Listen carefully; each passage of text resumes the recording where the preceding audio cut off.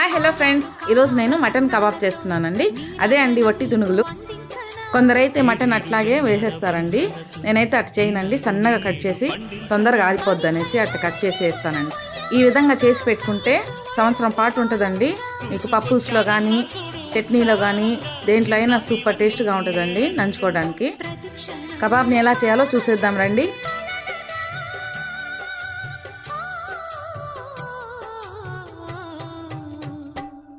మనస పలకవే మధుమాసపు కోయిలవై చెలిమే తెలుపవే చిగురాశల గీతికవై